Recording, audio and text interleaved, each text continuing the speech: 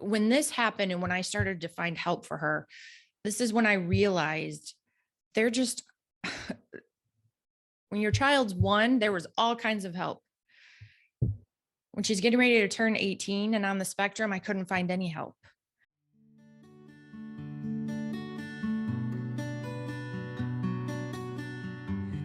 Welcome, Sarah, to Mother's Guide Through Autism. I'm so excited to have Sarah on Mother's Guide.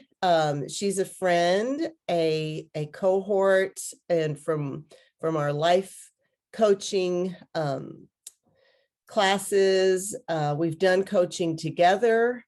She's a mom, and I can't say enough good things about my friend Sarah.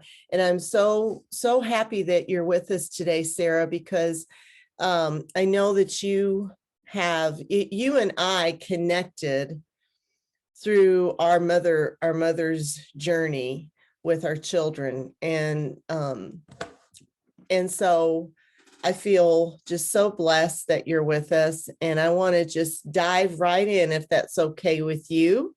Yeah, that sounds great. Thanks for having me. So I would love for you to share your personal story with our audience.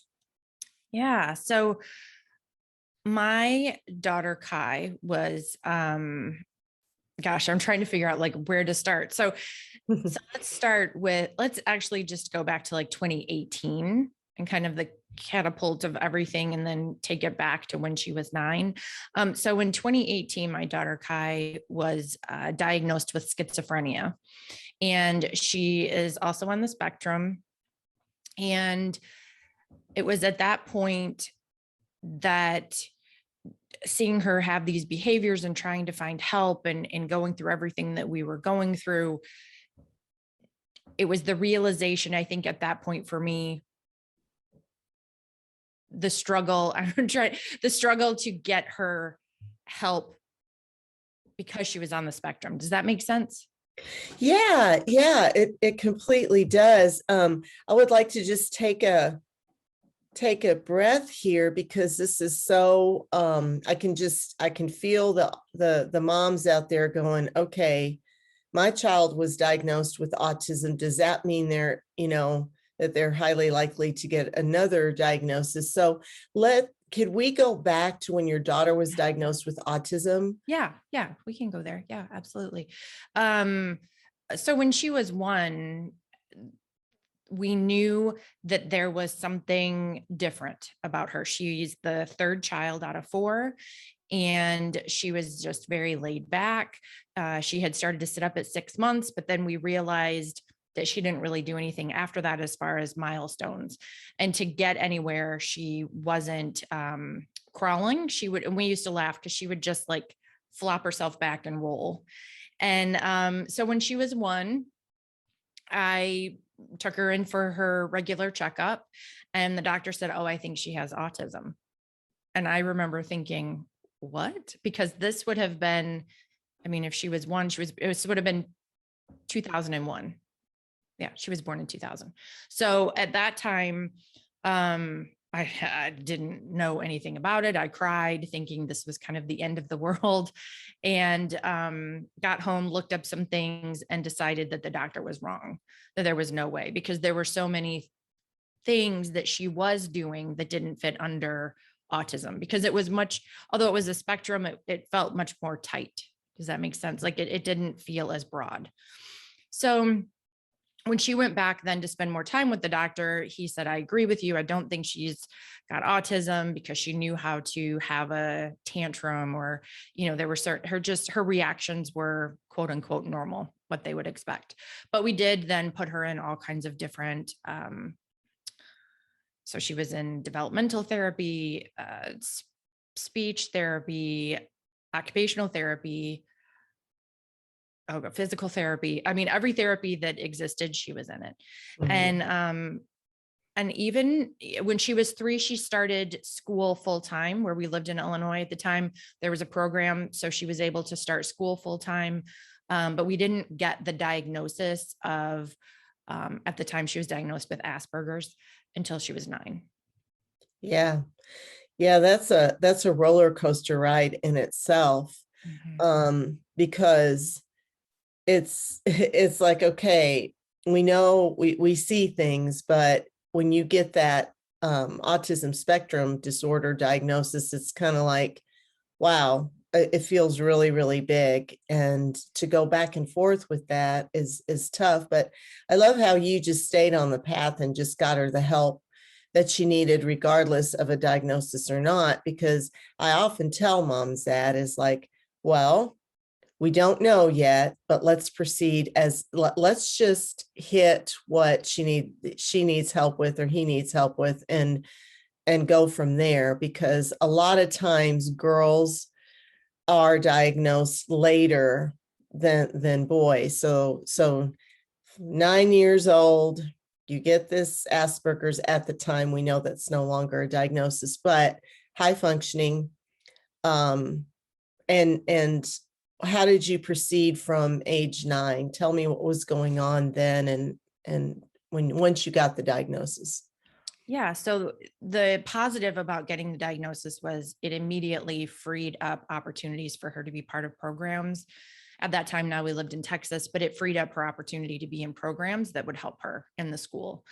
And that, I mean, nothing else changed, right? She was still the same kid. She, nothing there changed, but it was just we were able to receive the services that before may have been sheltered under that diagnosis that we didn't have yet. Mhm. And for her, her biggest struggles were always change. So I would say even at the age of 9, there wasn't a lot of stress or a lot going on for her. But when she went into middle school, which in Texas in the district we were in, there was 2 middle schools. So it was 5th and 6th, and then 7th and 8th. So 2 different schools in there. So going to 5th was very difficult for her. Navigating, having a locker, going to class.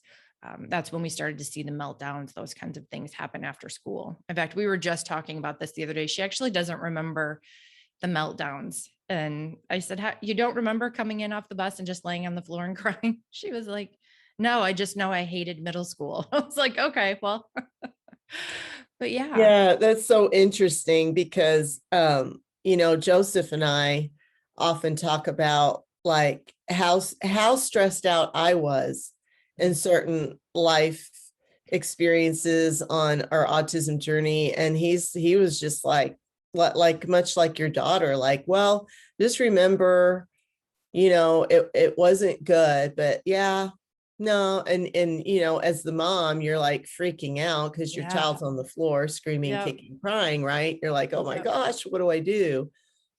Yeah. So Yeah. how long before, like, take us through this journey? How long before you started noticing other struggles with your daughter that you kind of Yeah. were going, Yeah. So I would say her freshman year in high school, and now we live in Florida. So we've moved a lot. We started in Illinois, then we were in Dallas area, and now we're in Florida. And her freshman year, we noticed a fixation on demons, and demons being in the school. And we thought, well, this is another one of those things that she's just kind of latched onto. She must have read a book or a discussion or something must have happened. She's latched onto that. And we worked through that. Her sister, actually, her younger sister, will talk about that. She had a lot of conversations with her. They're really close. And so we worked through it, and she was able to go to school, but she did feel like school was evil, which, let's face it, a freshman in high school, I don't know, I think my older 2 kids probably thought it was evil too. So didn't think much about it. And then it was her senior year, February, actually, to be exact, of her senior year is when we started noticing some real extreme behaviors around her choices in food, which, can be very normal, right? That there's certain foods that they won't eat or they don't like to eat, or whether it's texture, or which tend to be for her, a certain texture she didn't like.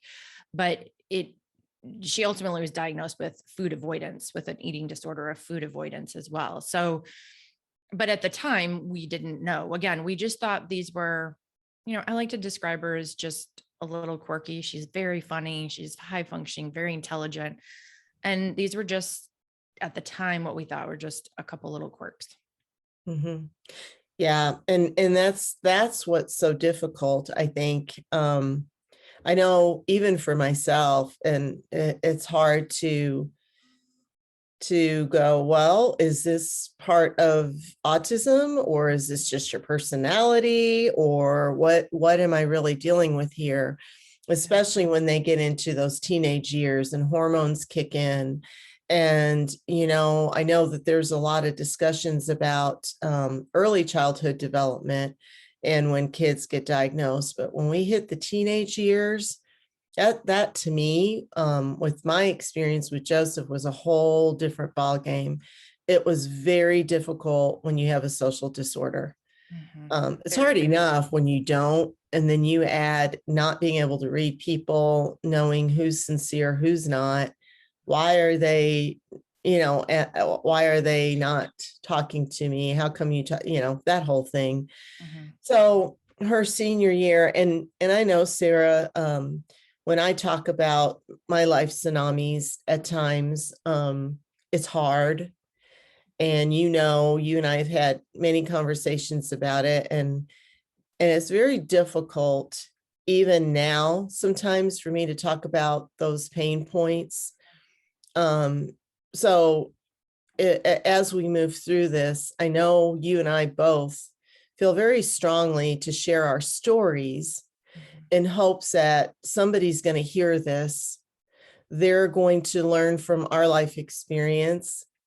Our pain is sharing, it's teaching us, everybody else. So as we move through it, when you got the diagnosis, um, under the mental illness umbrella, I'd like for you to educate us Sure. on that. Yeah.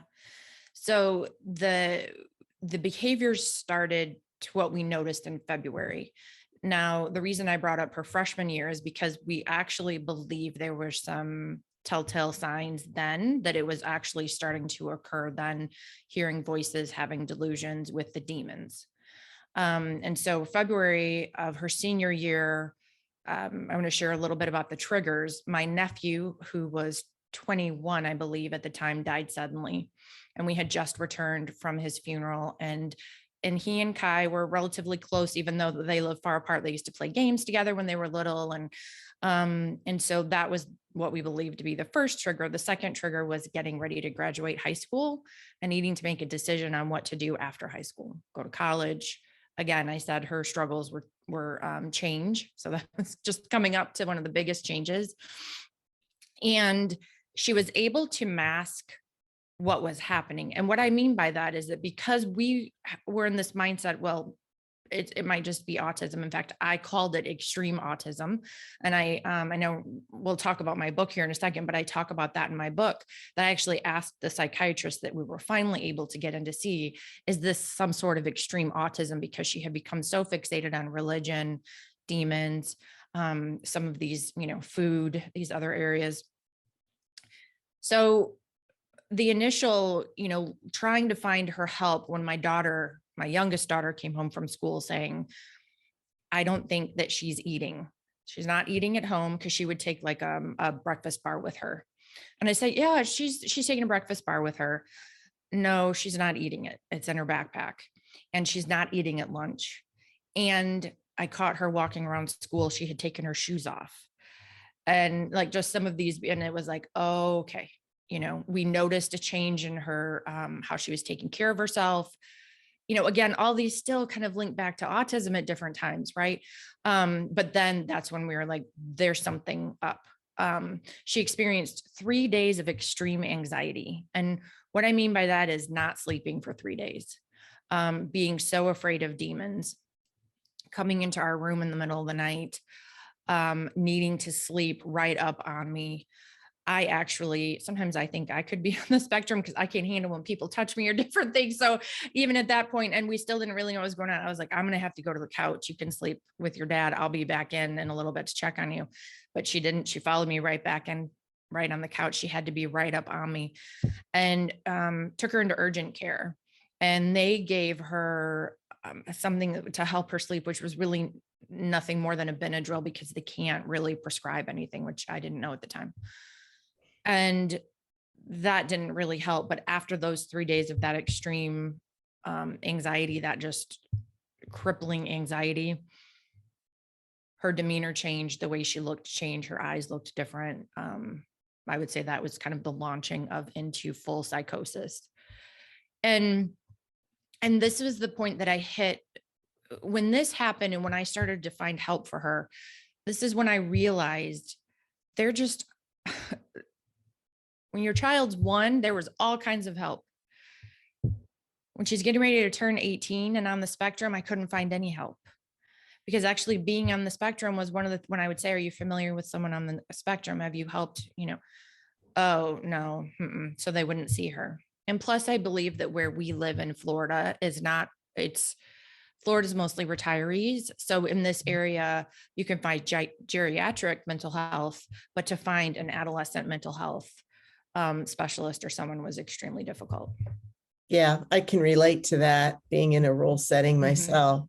Yeah. Yes. So, yes, the book. So you're sharing your story, and I want, as we move towards talking about your book, giving us this background to it, and getting to the point where you get the diagnosis, and then you write this book, which we are going to talk about. And the difficulty, I think this is where you and I really connect too, is I just want somebody to help my child. Can you please just help me? And it's very frustrating, and it feels desperate, because we are desperate to find help for our kids. Yeah. Especially, you're right, when they get older, it's tough. So what did you do from that point? No, you can't find anybody to help you. You've got all this stuff going on. Yeah.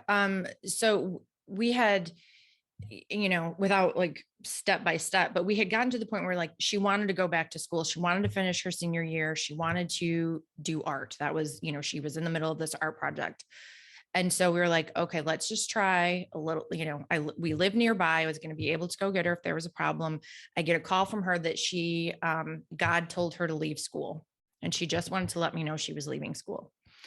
And I said, stay right there. And I, got in the car, got to the school, picked her up, and took her to the emergency room. And that was when I remember feeling like this relief, like, okay, I'm going to get some help. There's going to be some help. They did a CT scan. They said everything looked fine and gave us our discharge papers. And that was the first realization that we didn't have any help, that finding help was even going to be even harder than what I had already encountered. And, in referencing in the book, when I talk about that in that scene, when I'm talking about our experience, that was extremely difficult to write about, to actually just talking about it now, I can feel my stomach start to hurt. Yeah. Because when you think about your kids and when they're little, and if they break their arm and you take them to the hospital, they're going to get help. Yes. And I had that same feeling, like she was 5 and she broke her arm and I was taking her in to get help. And they sent us home. They sent us home without any information, without any try calling here, with nothing. Even at a point where where I was verbally saying, oh, what do you mean? How can you send us home? And again, I mentioned her eyes were black. I mean, she looked mentally ill. And the doctor said, listen, we don't have funding. I'm on your side. But that was it. So it came down to funding. Mhm. And, the background of what you're actually dealing with, you leave the hospital, you have no help, you're not getting sleep, you're trying to work, you've got other kids, a husband, you've got, all these other responsibilities in life. And then you have this child. And as a mother, I mean, that's a on your knees moment. It is. It's a true life tsunami. And how did you proceed from there? You go home with this child that's just, you can see her fading, right? That's what I'm Mhm. hearing you say. Yes. My child Yeah. is fading. No one will Mhm. help me. Mhm. Yeah. Came home. We had gotten her help through uh, like a online psychiatric center. So, but that wasn't ideal for what she was going through. But we did have a doctor. So I reached out to that doctor, let her know what had happened, and said, I need to schedule an appointment for myself. So that was actually the first step, was after that realization, because I knew I'd had my own mental health challenges in the past. I was feeling exhausted. I was in constant fight or flight. And I knew that this was going to be the long haul. This was not going to be an easy fix. I had read enough to see that I pretty much knew that she would be diagnosed with schizophrenia. And so I got help. I was put on some different medication, and I sought help from a coach and a therapist. And I spent my days after that calling any lead I could get on any company, center, hospital, anywhere. I called from. So we live right near Cocoa Beach, so kind of center towards on the East Coast of Florida. And so I called everywhere from Jacksonville to Miami to Orlando. And I mean, the answers I got were, well, she can be Baker acted, which in Florida is, like uh, where she goes in for 3 days, even against her will, but they'll keep her for 3 days. But she had already started on this medication with this doctor that she was seeing through Zoom. And again, I had done enough reading to see that if we start messing around with medications, and that was exactly what they said they would be doing, they would be taking her off of her medication and injecting her. They would give her injections of this other medication to try to make things better. Not being able to be there with her and be an advocate, we wouldn't get any contact with her. It just seemed like, okay, this isn't, we're going to keep her here, and my goal is to keep her alive. Mhm. And that's how Wow. I looked at it every day. When I got up in the morning, was I needed to make sure that she ate and drank at least something throughout the day. That is, I can, it's a heartfelt, I can feel it. And one thing that you did that I preach a lot, and I know you do too, is I mean, kudos to you for taking care of yourself, because you knew that if you didn't, you were not going to survive this journey, and you would not be there for your child. And it is tough when you're on your knees to have that awareness that you go, oh my gosh, I know this is going to be rough. I've got to get help, because if I don't get help, Hmm. she's not going to get help, Yeah, right? absolutely. And Yeah. that's what I work so hard on getting moms to understand. And because you did that work, you were able to be there. As you said, I don't think it gets any lower than just trying to keep your child alive. Mhm. Um, and so where did you finally find help, or was this an Yeah. ongoing, for how long did you live like this? Her, so the first appointment with the psychologist that really helped was in July. So February to And you're, July. where are you? What's that? Well, where were you when you Oh, came home in March. March? Wow, that's a long time to live Yeah. like that. Yeah. And we had found a center through Florida Institute of Technology. They have an autism center that really supports families with younger kids. I did reach out to them and they will do a psych eval with a psychology student. And, they're getting ready to graduate, or, I mean, they were, in my mind, it was a psychologist. It wasn't it sounds kind of like it's a cheap program or something. It's not. It's an amazing program. That's where she ultimately was diagnosed with schizophrenia, but that did spread out over time. And that wasn't therapy or treatment. that was simply her doing the series of tests, us going in and doing some tests. And they also did another autism eval. So she was diagnosed with autism and schizophrenia Okay. at that point. But to start treatment started in July. Wow. That's a lot.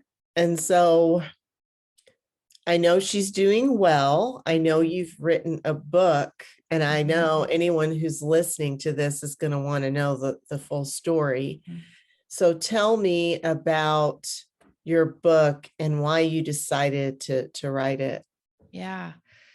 So in October of that same year, so started in February and October, she essentially got up one day and was fine. She came out and she kind of, she said some things and we could tell just the tone of her voice, everything. And my husband and I were like, is it over? Well, I was diagnosed with PTSD because that absolutely triggered it, because I remember thinking, well, it's just going to change again, for time, but it didn't. She actually continued to get better. And it was that month that I asked her, would you like to go to the support group meeting with me? We had started attending classes at NAMI and some other things, and there was a support group. And she said, yeah, I would like to go. So we went together. And when we left, we sat in that meeting and I listened to everybody share their stories and the struggles they were having, where one parent couldn't go to work. The other parent was getting ready to lose their job. They didn't have money for transportation. They did all of these stories that were coming out. And when I was working, I worked remotely, and I had been at the company for quite a long time, and I was at the executive level. So my ability to balance was because of that. And these were, many of them were blue collar workers. They didn't have the same type of privilege that I had in that moment. And we left and I asked her, how do you feel about sharing our story to help people? And we were talking about how we could help people. And she said, I have an idea, we could write a book. And Wow. I was like, yeah, we can. And so I did. It's a guidebook. It's small. I wrote it. She wrote the foreword. We included artwork that she had created while she was in psychosis, because I felt like it gave a really good kind of glimpse into her brain and, what was going on for her. Because it was pretty dark, it was a pretty dark time, obviously, for her and her thoughts, but yeah. And I just wanted to be able to help parents, because I'm a reader. And like I said in the beginning, I immediately started researching, and every book I picked up was a horrible ending in the very beginning. I would read a few pages in and I would think, there was one that was really highly rated, and I read a few pages in and threw it away because I was like, and it was a hardcover. It was expensive, but I was like, no, I can't. That I needed something that was going to provide hope. And that was my goal when I wrote the book, that someone going through it would be able to see our story and how we navigated through it, and give them resources and ideas on where to call, because we can't be the only family that left the emergency room or doctor's office or whatever without someone saying, hey, look into NAMI, or hey, look into some of this other information, because we had never experienced anything. We didn't know those existed. Yes. Is this pretty common, Sarah, where you can get an autism diagnosis and schizophrenia? Is that pretty common? So one of the books that I would definitely recommend, if anyone can relate to some of the information that I've shared about what Kai was going through, is Surviving Schizophrenia. And in the book, they do talk about studies and a possible link between someone that's on the spectrum and schizophrenia, because schizophrenia is a brain disorder or brain disease, essentially, that, and I'm not a doctor, this is just what I've learned, that is made up of triggers. So like I mentioned earlier, we believe that Kai's triggers were autism, her nephew, or our nephew dying, her cousin dying suddenly, and then getting ready to graduate. So experiencing a big change. Plus the other thing that happens around the age that she was at is the last final growth spurt in your brain, which releases chemicals. And so all of those that came together is what we believe, just based on what we've read. Yeah, that's great knowledge. And well, neither one of us are doctors, but I feel like moms sharing their stories and knowledge and resources and references is great. And so thank you, because you know, that would be a common question, I would think, you know, is like, okay, well, what is the difference? Because they do overlap them so much. But the name of your book, Not Alone, A Parent's Guide to Navigating Mental Illness. Where did you come up? How'd you come up with that title? Because I love that. Yeah, thanks. I think it just really describes I felt very alone, even in my house, even as a family, all going through it together, felt very alone because no one else can relate to being a mom of a child going through that unless you've Mhm. gone through it. And I just want other families, other caregivers to know that they're not alone. And it really, the navigating is exactly how I would describe everything that we had to go through. I remember at one point, and I talk about this in the book, it was the day of Kai's graduation, which took a Herculean effort to get her to go walk. But we did. But I was in the bedroom with a notepad and my phone. Looked like, remember back in the day when you would get concert tickets and you would call and hang up and call trying to get through. That's what I was doing. And so I was just every number I could find, I was going through this list from the insurance company, calling. And my husband came in at one point, and the look and the expression on my face, he just looked at me and he said, "You're done." And he pulled the phone and the notepad and he said, "Lay down, you're done." And, but that was the fight that I had. And I feel like other parents going through this, and you realize you're navigating it from a doctor's perspective, a medical perspective, from an autism perspective, from a spirituality perspective. I sought help from mediums and psychics. And I mean, anyone, because I wanted to know what was going on and I wanted to get her help. So there wasn't I wasn't, other than anything that would hurt her. Right. But I wasn't opposed to getting help from anything. I wanted to just talk to people and find out whatever I could. Yeah. So this book is going to be such great support and hope and help for other parents who are struggling. And whatever your child is going through and whatever the diagnosis ends up being, it's still the same on your knees, desperate, like, Yeah. somebody help me. And I've talked about before how I believe moms are like, you have a superhero power, because the love for our children is so strong and so powerful. It's how we get to the other end, because when you do share your story, other people and I'm sure this has happened to you, how in the world did you get through it? I actually had somebody one time say, "You're smiling." And I'm like, yeah, I'm smiling. I've had a lot of tsunamis, but the key is, I think, Sarah, and you've shared this, is that you took care of yourself, you found support, and you're living through service. Now you're paying all this pain forward in a how-to book, which is a game changer. So anyone that's listening, go out, get this book, because it's going to help you. And kudos to Sarah and her daughter for writing it. I would love to know, Sarah, what is your advice? I know you give a lot of advice in your book, but for moms to hear this on the podcast, what is your advice for moms raising kids on the autistic spectrum? That's such a good question.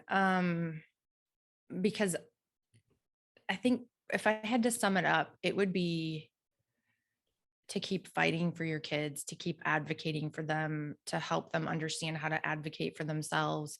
Because I think back to when, especially when she was in middle school and there were some challenges, I was kind of the same. I was the personality of someone that was like, well, they know best, or teachers know best, and I still believe teachers are amazing. So that's not it. But there was a situation where it was just a free for all in middle school at Valentine's Day. So you could bring a Valentine if you wanted, you didn't have to.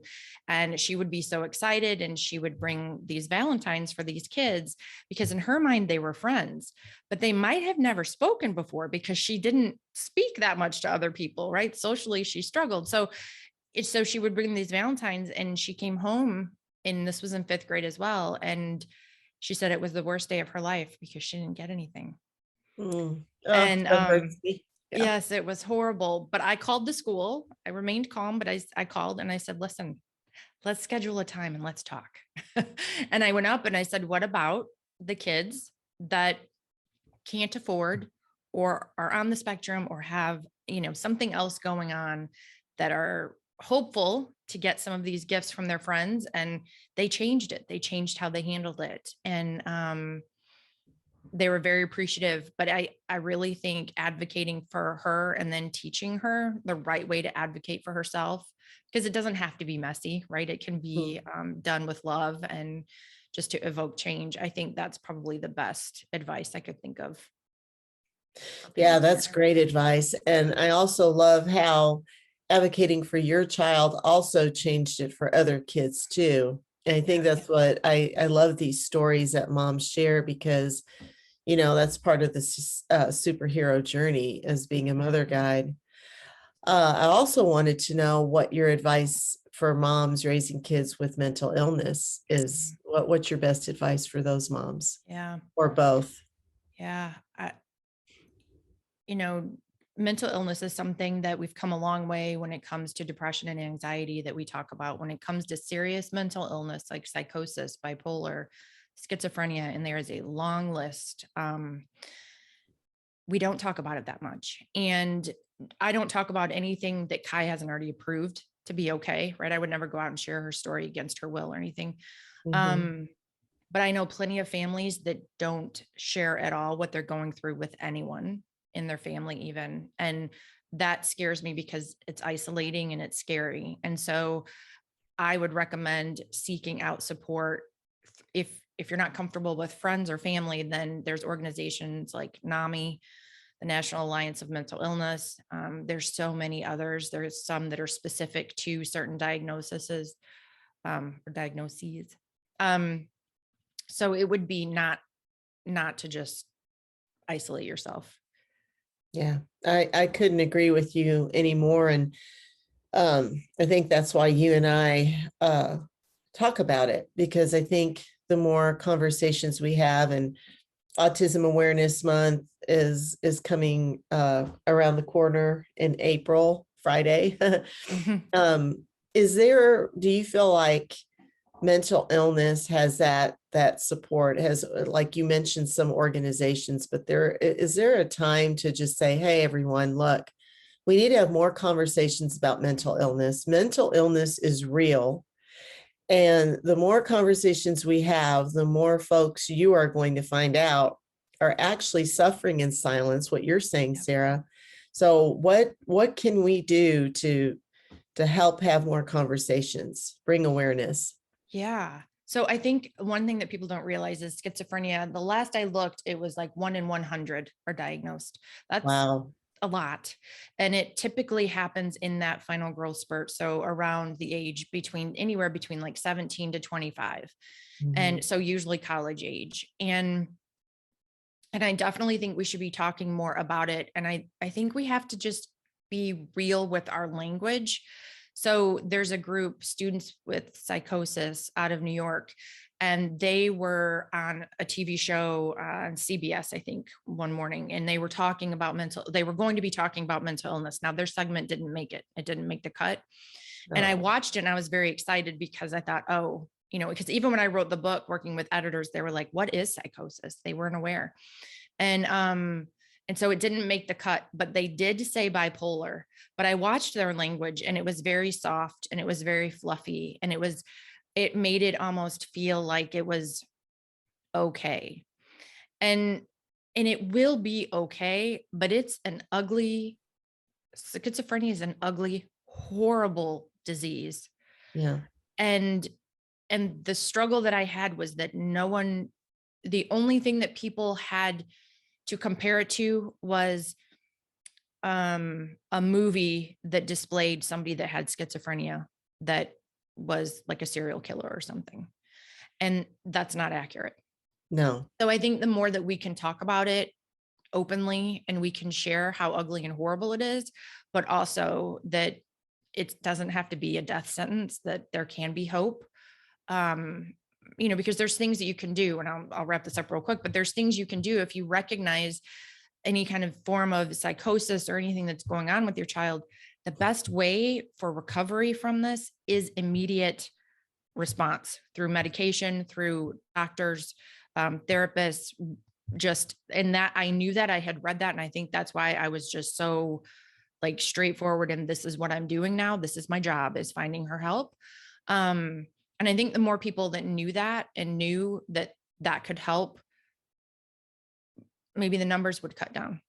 Because 35% of people that are homeless are schizophrenia diagnosis and unmedicated. Wow. You know what? That is powerful. Everything that you just said is so powerful, and it's so important for us to become aware of. And I do think just starting with conversations is a great place to begin. And reading your book is going to help so many people. So thank you for that, for your willingness to share that, because I know it's not easy. I know that. I would love for you to talk about, so we're going to shift a little here, how you practice gratitude and you share it with others, because I know this is a tool that you and I both are advocates for. Yeah. Yeah.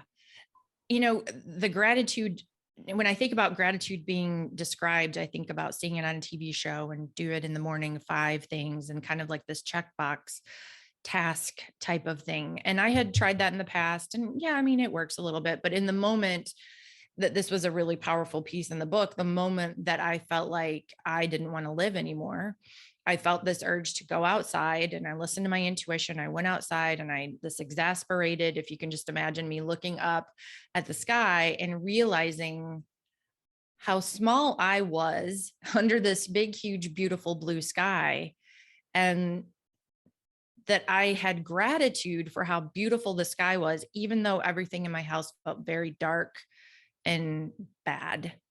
But there was that really great thing in the sky. And that, I would say, that was really the start of a gratitude practice for me, which was, I'd say now it's connecting with nature. I actually was just sharing this the other day with someone. I think connecting with nature for me allows me to see who I am and how small I am, no matter what I'm going through, that there's this big world out there. But that gratitude for the sky for me was the start. And I spent every afternoon, this was in July when I finally hit this point. And again, we live in Florida, we have a pool. My goal was to keep her alive every day. And so I would get her out of her bedroom. I would take her out back, and she would pace and talk to herself, and I would let her pace and talk to herself right by the pool. She'd just pace back and forth. And I would lay on my lounge in the pool and stare up at the blue sky for 30. That was our routine for every day for 30 minutes. And I felt good because I felt like I got her out of her room. Yes. So she got some sunshine, and, I had a moment just to really absorb all the goodness and gratitude that I had. Mm. And it is a shift. I know gratitude, if you haven't tried it and your instincts go, maybe you're just so low in energy that you can't imagine feeling grateful. Find something like Sarah did, find the blue sky, right? Mhm. Find something Yes. that you can be grateful for, and Mhm. just meet yourself where you're at and start there. I love that. I do think practicing gratitude is a game changer for sure. Mhm. Yeah. And I would say even take it a step further. When you find that one thing in that moment that you can be grateful for, allow yourself to really absorb it in your whole being. Allow yourself to stand in that place of gratitude and just let it radiate throughout you, because I really think that was the change in me, was just being able to feel it through my whole body. Mm, that's beautiful. Yeah, I can feel that. Mhm. Oh, what a great interview. I knew it was going to be, Sarah. Thanks. Is there anything you want to mention before we go? No, I really appreciate the opportunity to share my story. In fact, I work a lot with intuition. You know this about me, but as I'm Yes. sitting here, I feel like my spirit guides are kind of nudging me, like, yes, you're supposed to be talking about this more. And the thought of being able to help people just a tiny bit, just to be able to take one thing, it makes everything worth it. Beautiful. Yeah.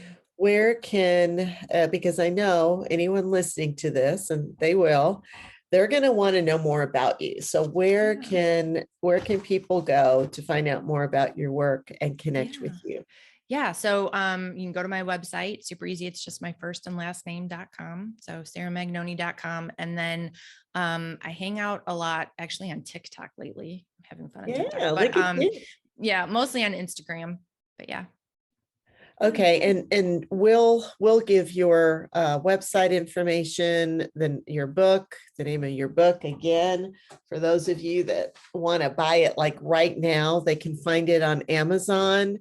Mhm. And it is Not Alone, a Parent's Guide to Navigating Mental Illness. Okay, so you guys get on Amazon, buy the book, and read about Sarah's story and how to help your kid, right? That's Yep. the name of the game.